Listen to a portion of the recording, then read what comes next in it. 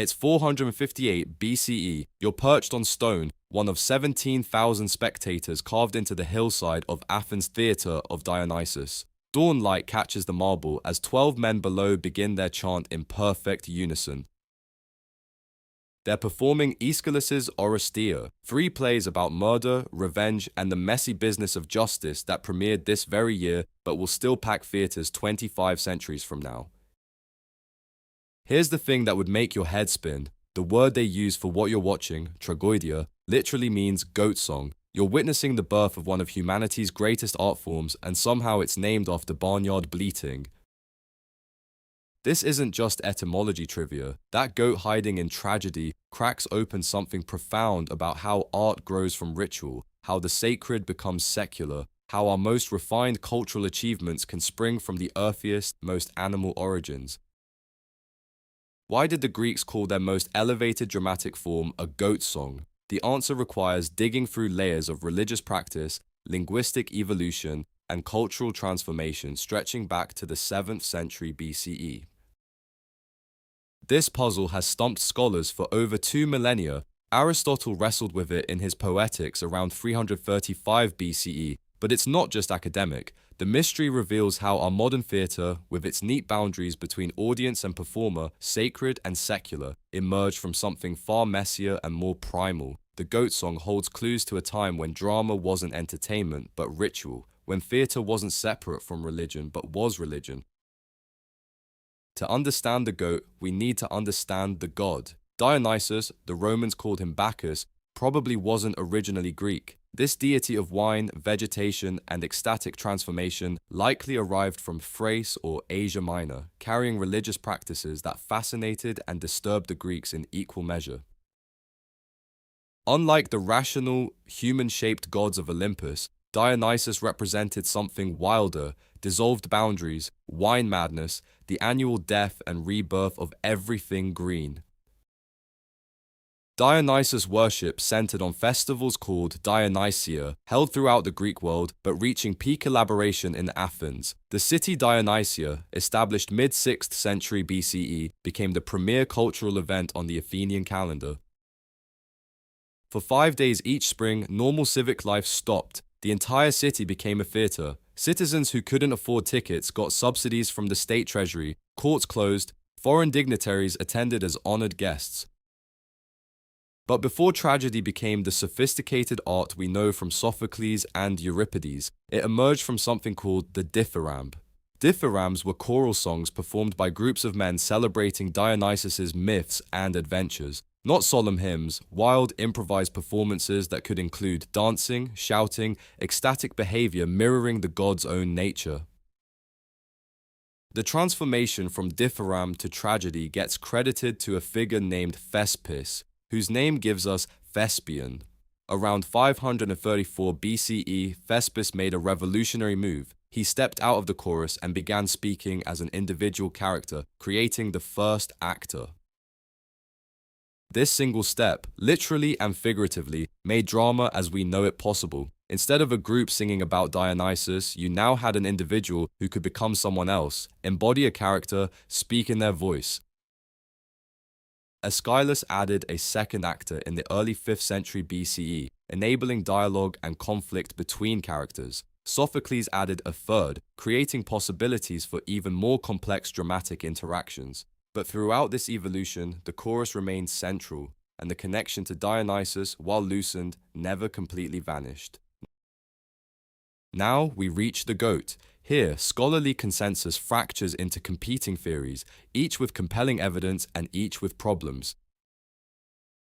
The most straightforward theory suggests tragedy was literally a goat song because early performers dressed as satyrs, those half-human, half-goat creatures in Dionysus's entourage. Satyrs were notorious for their sexual appetite, wine love, and wild behavior.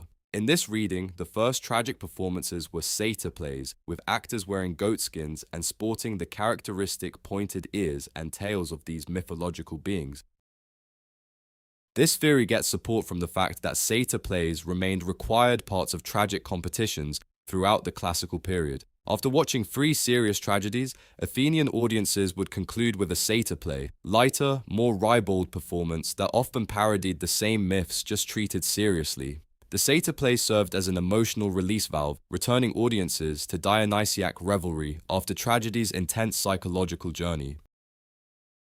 But here's the problem. By the time we have our earliest surviving tragedies, chorus members aren't dressed as satyrs. They're playing Theban elders in Aeschylus's 7 against Thebes, Persian nobles in his Persians, the Furies in his Eumenides. If tragedy began as satyr plays, why did it so completely abandon its goat-like origins?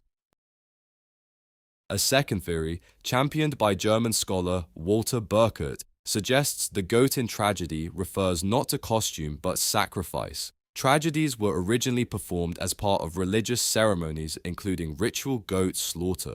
The goat song would be the hymn or chant accompanying this sacrifice, connecting dramatic performance to the ancient practice of offering animals to gods. This aligns with what we know about Greek religious practice. Animal sacrifice was central to Greek worship, and goats were commonly sacrificed to Dionysus. The theatre of Dionysus in Athens was itself sacred space, and dramatic performances retained many ritual elements, the procession beginning the festival, libations poured before performances, sacred olive wreaths awarded to victors. Archaeological evidence supports this connection. Excavations at various Greek theatres have uncovered altars and sacrificial implements. At the theatre in Thorikos, archaeologists found a bothros, a ritual pit for blood offerings, directly in front of the performance area. The spatial relationship between sacrifice and performance suggests intimate connection. But the sacrifice theory has complications too. If tragedies were originally sacrificial hymns, why do our surviving plays show so little direct connection to ritual sacrifice? While many tragedies include sacrificial scenes, Iphigenia in Aulis, Hecuba, Alcestis, these appear to be dramatic elements rather than ritual reenactments.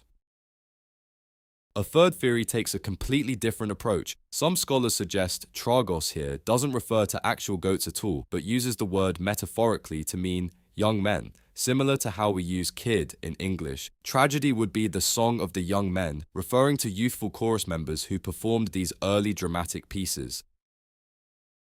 This theory finds support in ancient Greek usage, where tragos sometimes appears in contexts seemingly referring to young people rather than animals. It also explains why tragedy could maintain its name even as it evolved away from any obvious goat connection. The young men's song could easily encompass the full range of choral and dramatic performances we associate with Greek tragedy. Yet another possibility, proposed by some modern scholars, connects the goat to prizes awarded at dramatic competitions. We know victorious playwrights received various honors, and goats may have been among prizes given to winners of early dramatic contests. The goat song would thus be the performance competing for a goat as prize.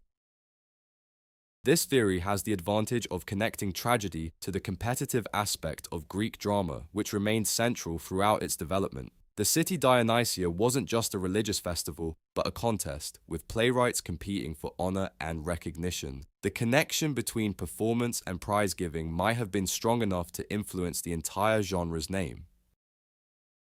What becomes clear examining these theories is that they needn't be mutually exclusive. The evolution from religious ritual to dramatic art wasn't a clean, linear progression, but a messy, overlapping process occurring over several centuries and probably varying from place to place.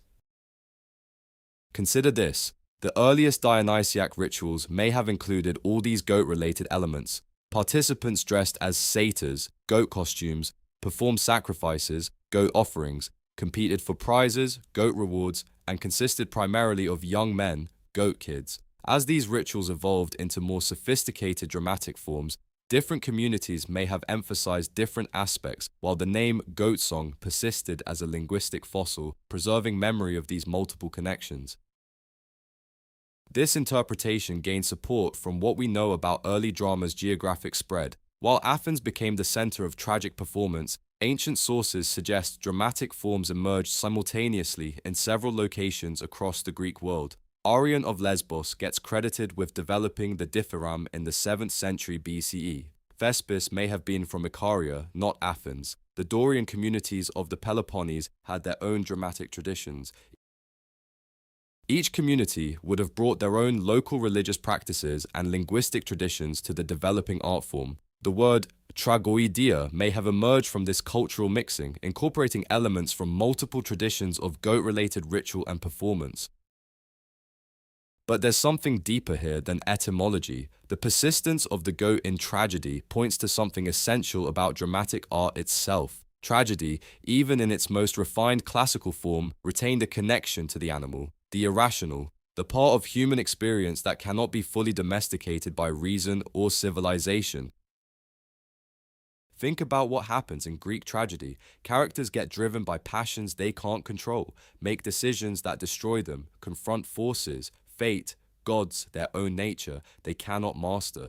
Oedipus's relentless pursuit of truth, Medea's murderous rage, Antigone's stubborn loyalty, these aren't actions of purely rational beings, but creatures driven by something more primal. The goat in tragedy reminds us that even our most sophisticated art forms emerge from and return to something fundamentally animal in human nature. The word preserves memory of a time when boundaries between human and animal, rational and irrational, sacred and profane were more fluid than they'd later become. This connection between the bestial and beautiful appears throughout Greek culture. The Minotaur, the Sphinx, the centaurs. Greek mythology teems with creatures combining human and animal characteristics. These hybrid beings represent not just ancient fears, but ancient wisdom about existence's complexity, the impossibility of pure categories. Next time you encounter the word tragedy in a newspaper headline, a Shakespeare play, or a friend describing their day, listen for that ancient bleating echo. Somewhere in the syllables lies memory of religious festivals where boundaries dissolved, where young men dressed as goats sang hymns to a foreign god, where sacrifice and performance, the sacred and artistic, the human and animal intermingled in ways we can barely imagine. We may never know exactly why the Greeks called their greatest dramatic achievement a goat song, but maybe that uncertainty fits. Tragedy, after all, is the art form that teaches us to live with ambiguity, find meaning in suffering, accept that some questions have no clean answers. The goat that gave tragedy its name remains mysterious, just as the human capacity for both creation and destruction, beauty and terror, continues to elude our full understanding. In preserving that mystery, the word tragedy preserves something essential about the art form itself and about us.